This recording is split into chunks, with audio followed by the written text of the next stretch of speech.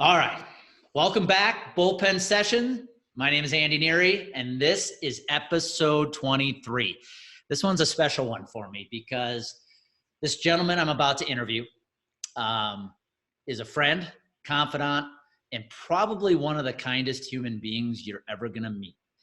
And if you don't know him now, trust me, by the time this interview is over, you're going to fall in love with him. So with that being said, Jim Carter, welcome aboard. It's quite the intro, my man. Thank you. Appreciate you. I'm honored. So, Jim, for those listening in, first of all, if you're listening in, you're going to be blown away by this conversation. Today's topic is really around abundance and how abundance starts with giving. And Jim, you're one of the greatest examples of giving I've ever seen. So before we dive into that, for those who don't know who you are, tell us a little bit about who you are, where you're from, what drives you. Absolutely, man. Thanks. Well, like I said, my name is Jim. I'm actually Jim Carter III, named after my grandfather. And I was born in West Covina, California, so Southern California, kind of outside of Los Angeles area. Lived there for quite a bit of my life, and about 8 years ago moved up to the Bay Area. I am a tech guy. I've been a tech guy through and through since I was about 16. And in the very early days, I had this passion for computers when I started to pick up little programming languages. And we had a family friend who he saw something in me that he saw the drive that I had to try something, and he saw that I had a little bit more of an analytical brain. And he was one of my old Scoutmasters. I'm an Eagle Scout with the Boy Scouts of America as well. So that was a big portion of my childhood, pretty much all of my childhood. But my old Scoutmaster, he was a computer repair technician, and he would drop off old computer parts in my family's house. And he'd say, "See if Jimmy can put some stuff together. You know, it'll keep him busy. It'll keep him out of your hair," right? To my parents. And I really picked up this passion for computers, and that turned into a passion for programming, and that turned into a passion for more and more and more. And that really led me to have this ambition to just create with technology, to see ways that I could use it that had not yet been done. And really that was the drive. It was the ability to know that I could create something out of nothing, or something that had yet to exist. And we're talking before everything was online. This was just writing code to make a program for fun on a computer that was on a disk, or something like that. Now, of course, with everything online, you can do so much more. And that was really the drive over the years. That's what got me so into technology and why I became so passionate about it. For those of you, again, who don't know who Jim is, it's obvious now his expertise is in the tech space. SEO, all things tech is a passion for you. And one reason I'm super excited about this conversation is we're going to talk about marrying two of your passions, tech as well as giving, and how you can combine the two to just have an unbelievably huge impact on this world, which is something both you and your wife Valerie have definitely left an imprint on this world already in your short time on this planet. So let's just go right into it, Jim. This conversation is about giving. It's about leading with giving. I always say giving without wanting a damn thing in return. Being the believer you are in doing good for others. What is your philosophy around giving? Well, it really started with my upbringing in scouting, right?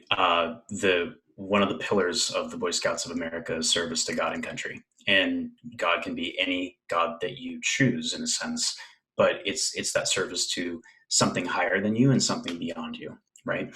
So I grew up with a majority of my childhood not just going on hikes and tying knots. Like, yeah, we did all that stuff, but it was also service projects, and it was also giving back to the local community, and it was taking place in food drives, and it was doing things that at the time may have not made a lot of sense as a young boy that just wanted to play with his friends or ride a bike, But when I think back of all of the time that I spent in service, I realize how much that truly shaped me as a human.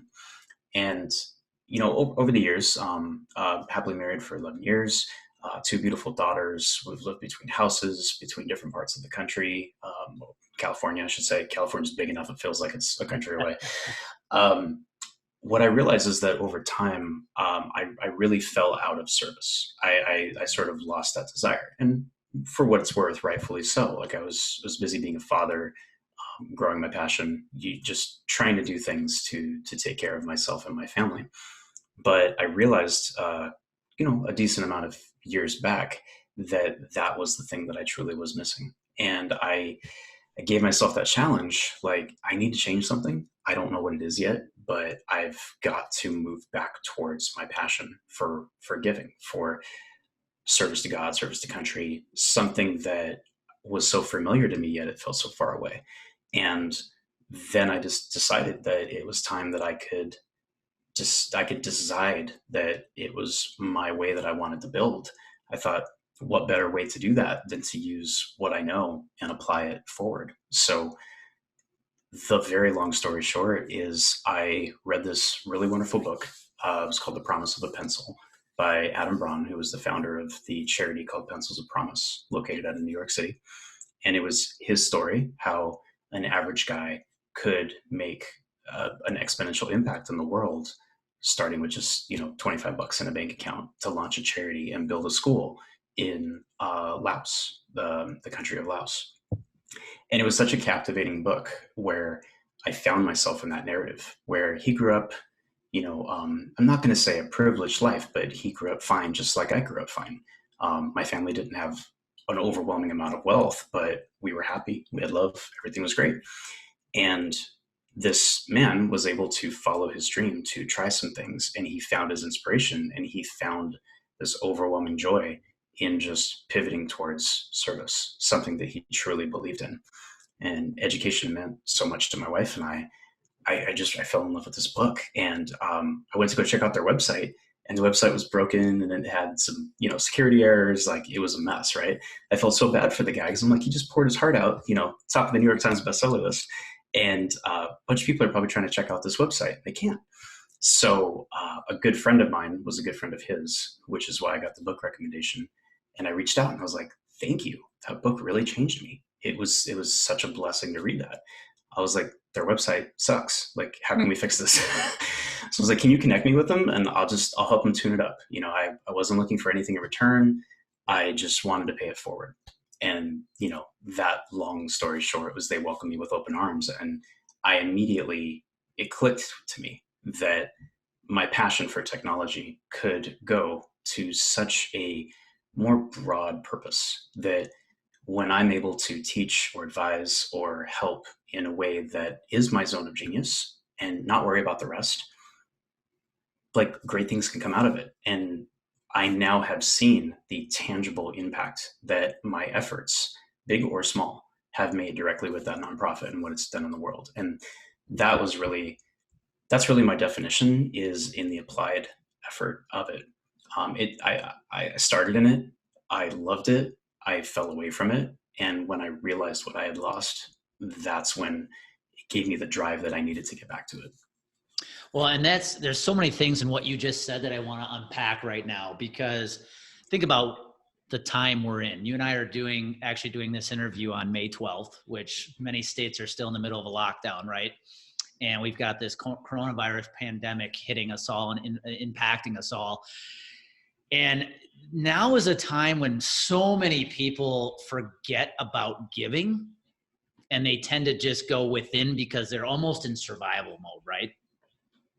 So what advice would you give somebody right now who says, Jim, I hear what you're saying, but I can't, I'm just focused on myself right now. There's no way that I could be giving service to others. What would you say to somebody who might have that mindset right now?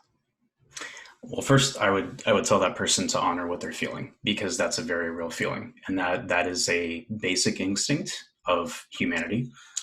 But it's also an opportunity to take a moment as a reflection and understand that if you're missing something in your life, look at this as an opportunity, which is a way to fill up what might be missing, right? So the same thing that you have to put your own mask on before you help somebody else, you have to fill your cup before you can fill out of it. There's so many ways that somebody can start giving somebody once said it really well, and I can't remember who this was, but it was poised as, you don't just need to give money if you want to give. Nonprofits and organizations and local communities, they will value your time, your talent, or your treasure, because there's so many ways that you can give. For what it's worth, I didn't give $1 to that organization, to Pencils of Promise, until, years ago, because they didn't want my money. They wanted my advice. They wanted my guidance. They wanted my support. They wanted me as an ambassador of the brand. They wanted to know that they could call on me to help them solve problems that they had where that was my specialty. Now, I'm a very proud supporter of that organization now, with all three: my time, my talent, and my treasure. And it lights me up to be able to see how much of a broader impact that can be made when you find ways that you can apply each of those or any of those. And that would be my answer, is just finding what feels good and starting there, and know that it doesn't have to take anything out of your pocket or your purse. All it has to take is your ability to want to try. I have to admit something to you. What you just said hit home for me, because to me, in the past, when I would think of giving, I would immediately go to money, right? Oh, I gave this year. I wrote a check to these We five. typically do. Yeah, we typically do. And you forget about that. Doesn't necessarily mean dollar bills. It's your time, your advice, your expertise that you provided to Pencils of Promise. And I want to go right there for a minute, because Jim, I have to tell you, being a friend of yours, one thing I admire about you is the way you go about making connections. Because I think there's a business lesson here people might be overlooking, and that's the way you go about making connections by first figuring out how you can give to that individual, like you did with Pencils of Promise. You reached out and said, hey, your website's a little out of date. I think I can help. What's your approach to that? Because I've seen who you have started to surround yourself with the network you're creating, and it's absolutely unbelievable, but it starts from a place of giving, right? It does. Our very joint mentor, Mr. Gary V, who we both love to follow, and maybe a little too much, dare I say. Guilty as charged. I will say that there was a tweet that he put out years back, and I don't know if it was original, but I really don't care. And I remember reading it, and it was one of those things that, like, once I see it, I can't unsee it, which is, what would it feel like to give without expectation? Mm. And that may have not been an exact quote, but it's what I remember, and it's what I internalized and what I felt. And now I balance that out with that feeling of being comfortable being uncomfortable, right? So we met in a mastermind, and we were both very uncomfortable the first day that we were all in there. Again, it's a new group of humans. You don't know who's there. You don't know what egos are there. You have no idea what income levels are there, what social status. Everybody's a fish out of their own water bowl. But the magic happens when you just start having conversations and you treat somebody like a human being. So I have gotten not only so much value in return from finding ways that I could just, not offer advice without asking for it, but especially in rooms like that, having a conversation with somebody who you don't think you have any connection with is sometimes the most valuable conversations you could ever ask for. I remember in our mastermind, we had a breakout session, and there was this woman that was part of it. I won't mention her name at the moment, but the whole time, this was like the very last day, the very last session, we were finally in the same group. And there's something about it that I remember I didn't quite like, I didn't go after talking with her, and I didn't avoid her. It didn't feel like I had anything to offer her in value. It turns out that we both, even though we came from totally different worlds, had totally different specialties, she was looking for the exact advice that I knew, and she gave me a piece of advice that shaped the way that I've done business ever since. And you just never know what that is, but it started by listening to the other person and say, you know what, I can help you with that. Or, do you have any advice for me? Like, actually, I do. I've been doing that exact thing for the last 10 years. You just never know. So getting comfortable being uncomfortable was a principle that I've really doubled down on in the last year. And it's obviously scary in some ways, but when you realize that the magic comes out of giving without expectation, it's going to come back to you in some way. It will. Yeah. It just will. You, but not having to trust that it will is the magic. I Just think just just knowing that it's going to be there. I think what you just said can't be overlooked. And that's especially in our society today where people want overnight success, they want quick wins. Look at the mastermind, for example. I've heard so many people tell me they didn't join a certain mastermind or they didn't join a certain networking group, whatever that might be, purely because they did not know what they would get out of it. What would they get as a takeaway? And I think where people are missing the boat is it's not about what you're going to take. Yes, you want to learn, you want to grow, but you've got to go into those environments figuring out how you can give as much as you can take. And Absolutely. Because when you give, people recognize the ability to let you be able to receive it in return, right? And that was a huge thing for me, right? You'll remember the first time that we had that mastermind. One of the first exercises that they did was, and I'll never forget this, but this is emblematic of this point. The leader of that mastermind, she started off the first day. Nobody knew anybody before we did hot seats or anything. I remember she said, "Put your hand up if you want to have a transformational, change or something." And my dumb ass, I just rose my hand. Right, I was like the first one to hand. And she's like, "Okay, you come on up." She didn't even know my name yet. So I come up and she's like, "Okay, so entrepreneurship is about being flexible and being, open for whatever happens. We're gonna role play. You are the owner of a Zumba studio and your dance instructor didn't show up and you've got a room full of people and you need to lead a Zumba class. Go." And I was just like, "What Zumba?" I have no idea. and I specifically remember, I can remember that clearly. Every single person in that room remembers my bald head with the mustache attempting to dance, and I'm sweating bullets. I have absolutely no idea what I signed up for. I'm like, "I paid you people for this? Like, what is this?" And the amazing thing about that was the act of being comfortable, being uncomfortable. That wasn't immediate, but I was so much more open to receiving anything that anybody was willing to give me after that point. Like, I can't imagine what it would have been like if I didn't do that. Like, she delivered on that promise. It was transformational for me. And now every time we get back in the room, she always kicks off Zumba with me. And it's kind of it's the running joke, but now I'm Zumba Jim.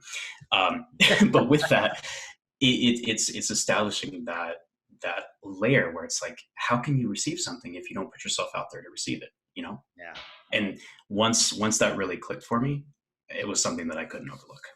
Well, and I can tell you, I go back to my early sales career when I struggled heavily, and I would tell you, majority of the time I was focused on taking. Right? What can I get out of this situation? And I think when you get to that point, whether you're in sales or just having a good relationship with somebody, it comes down to up-leveling the amount of giving you are providing and lowering your expectations, because if you put good out in the world, karma, universe, whatever you want to call it, always has your back and good things will come back to you tenfold. And so I tell advisors, sales representatives all the time, when you go to a sales situation, don't think about the result or the outcome. Just be focused on helping that individual. And if they don't do business with you, it's okay, because somebody else will. That's right. That's right. And a beautiful thing that our mentor, Chris Harder, also mentioned is it's okay if they're not working with you or you don't receive it, because what you're doing is you're actually excelling and you're leveling up and you're making space for somebody else to come up in their career. And that was also a really beautiful mindset that I'd never considered.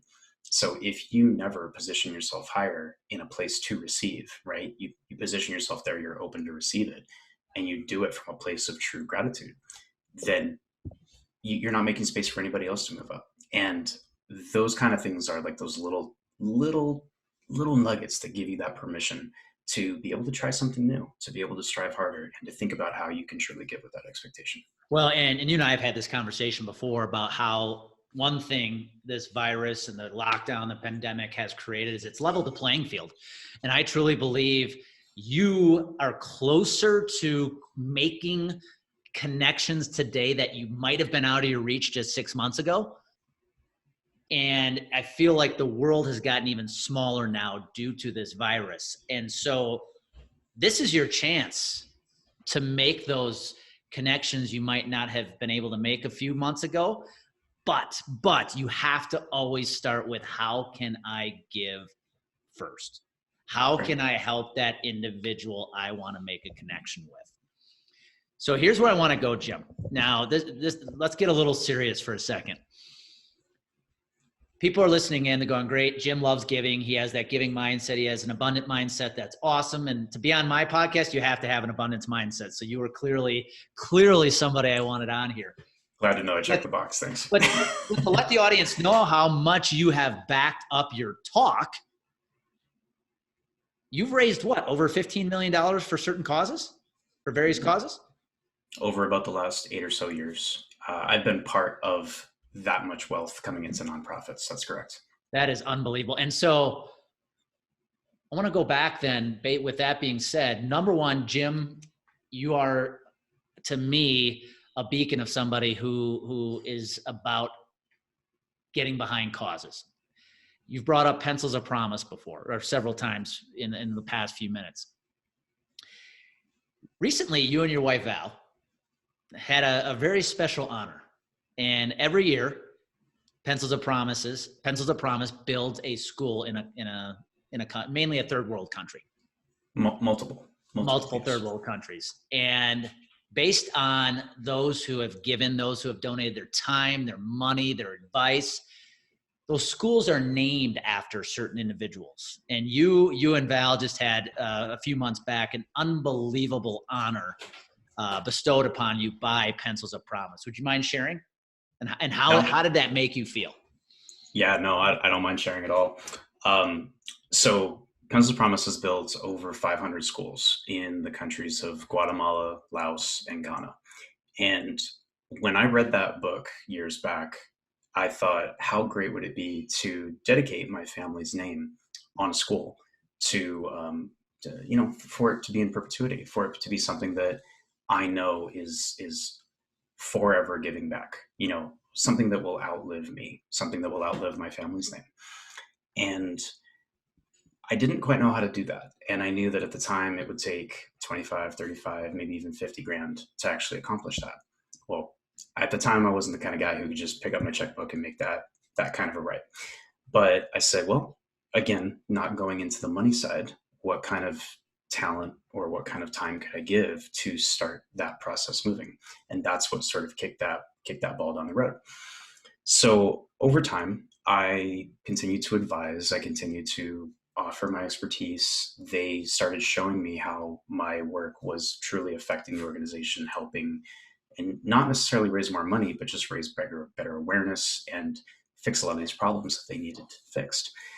So my campaign was to use technology to truly help others, to make a bigger impact and to allow for exponential growth, whatever that is for others.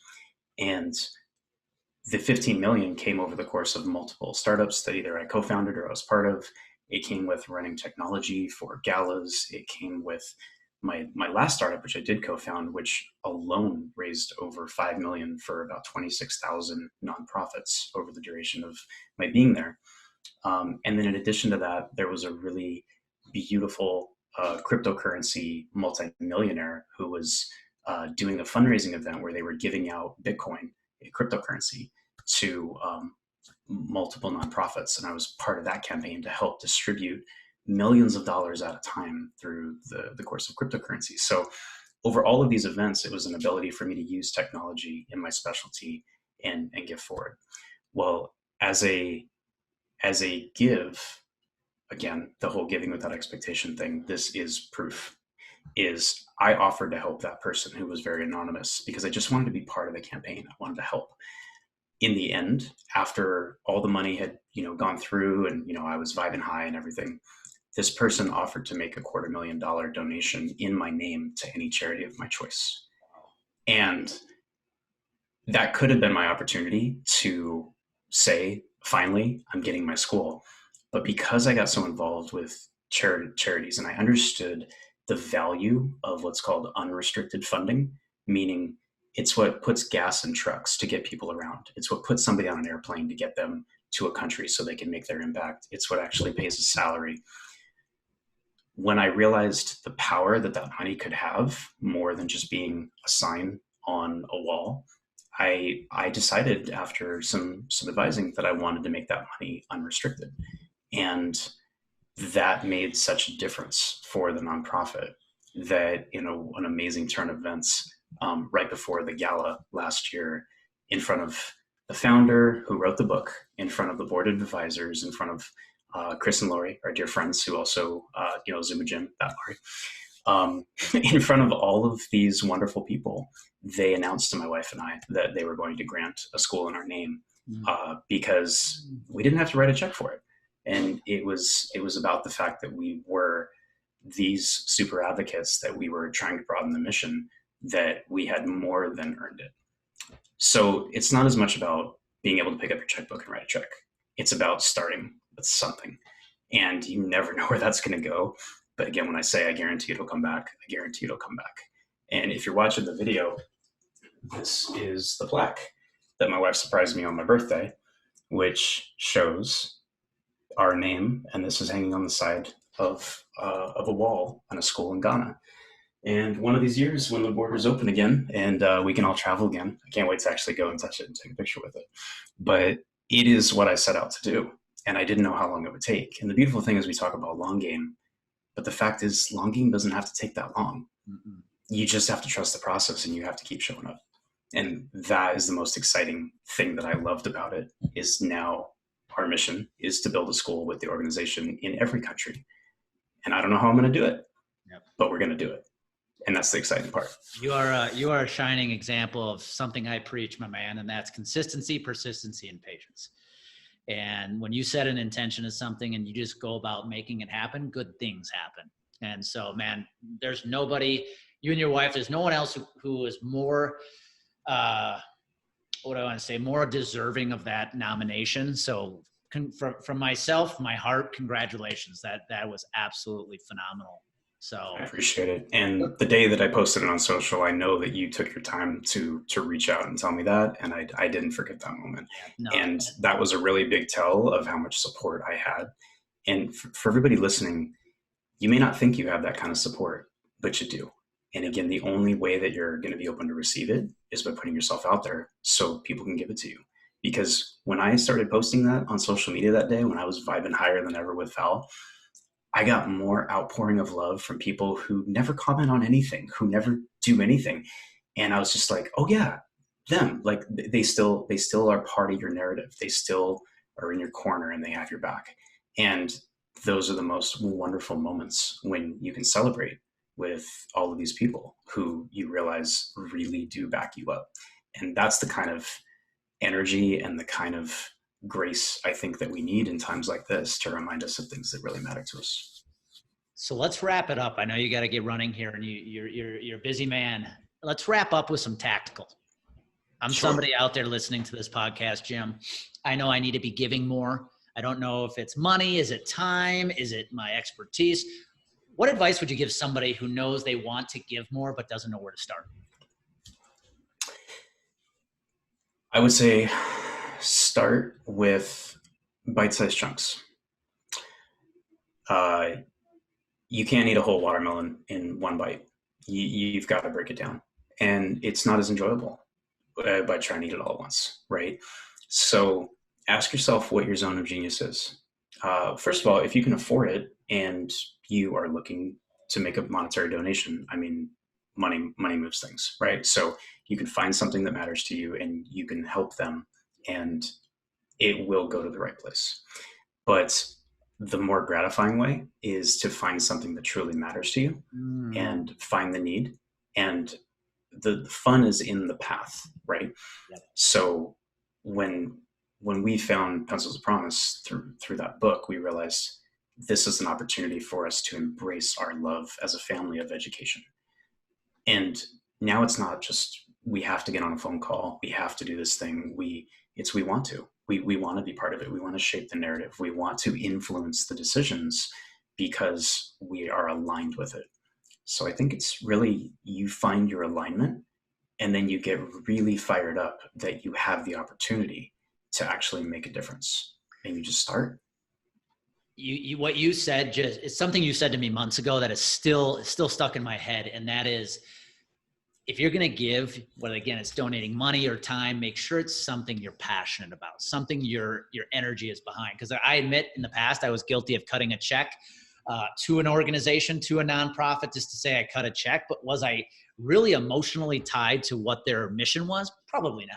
And so thank you for saying that. Thank you, especially for those that are listening. I'm sure got a big benefit out of that, because I know that's something that I used to be very guilty of. All right. Last but certainly not least, we really haven't spent a lot of time talking about what you do today.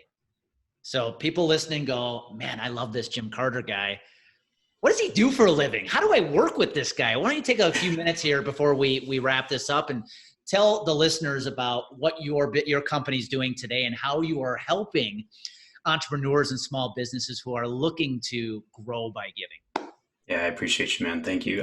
Part of me wants to say, what don't I do? But that's also me growing as a human too, and trying to really find those key things that I love and that make the biggest difference. So one of the things I love the most is just working one-on-one with people. So I like to say that I help experts, entrepreneurs, influencers, just be unblocked with technology so they can keep doing what they love to do. But that's not just like my personal why is to help others who help others, right? So just encouraging that forward momentum. So I have a couple different agencies. My agency specifically is helping right now podcasters with their SEO. It's one of my specialties. And I built an amazing team that specifically will, with very much intention, just really try to help podcasters break out of kind of the normalcy, which is, the overwhelm of audio and content that is out there right now. So that's one of the ways that I love helping others right now is if you have a podcast and you're interested in growing, feel free to shoot me a message and I'll let you know what we might be able to do for you. As well, started a marketing agency with some friends, and we're currently helping people kind of jump on top of new technology trends to really, really help their business. So right now we're really doubling down on text message marketing. So if you're interested on that, I'd absolutely love to talk to you about that and possibly get you into new audiences that you haven't used before. Again, I just love using technology to help others. So trying to find exciting ways to do things that are a little bit more long game, a little bit more scalable, and have some fun along the way. And ultimately, I love having conversations. So you can hit me up on social media. I love answering your tech questions. Right now, every Thursday morning, I'm going live on IG, just answering tech questions and having good conversations with people. And kind of spoiler alert, I think I'm getting ready for a podcast, but I need to get a little ready with a little more rapid fire. You might know questions. somebody who could help improve the SEO on your podcast. I think I'll be all right on that side, but I got to start first. Well, and I think it's important, Jim. So if you didn't hear me say it earlier, his Instagram handle is Cause Hacker. So definitely make sure you take the time, go follow him. He's got great content on tech and SEO. But here's the deal. What I love about what you said from the business perspective is whether it's your agency that it helps enhance SEO or your marketing agency with your partners, as an influencer, an entrepreneur, small business right now, you have to step up and stand out. There is so much noise in every business today, every industry today, right? And so for me personally, that's why I've taken to podcasting, to my text community, to all the different ways you can create awareness. And so what you're doing today is so needed, because I think where even I fall short is, okay, that's great. I'm doing all that. I'm creating the awareness, but now I have to maximize it. It's one thing to say you're doing it. It's another thing to maximize how you're utilizing all this awareness strategically. And so if you're out there right now, you need to grow your brand, your message, your awareness, and you want to work with a team that, number one, knows what the hell they're doing, but number two, has a mind for giving and always has a mind that's in the right place, do yourself a favor and reach out to Jim. I promise you, you are not going to be disappointed. So appreciate you, man. Thank you. I hope you guys were taking notes. Hey, especially in the moment we are in, this is 2020. A lot is being talked about: fear, anxiety, contracting versus expansion. But Jim hit it on the head. If you want to grow right now, whether it's your revenue, your brand, just personally, it starts by giving. Always look to see what you can give. Don't have any expectations for anything in return. You do that, and I promise you, good things will happen. So with that being said, Jim, I just want to thank you again for your time. You're so welcome. Thank you for having me, brother. Love this conversation. And for those listeners out there, remember, when clarity and confidence collide, action happens. So go find that clarity, build the confidence you need so you can take the necessary actions. Until next time, take care.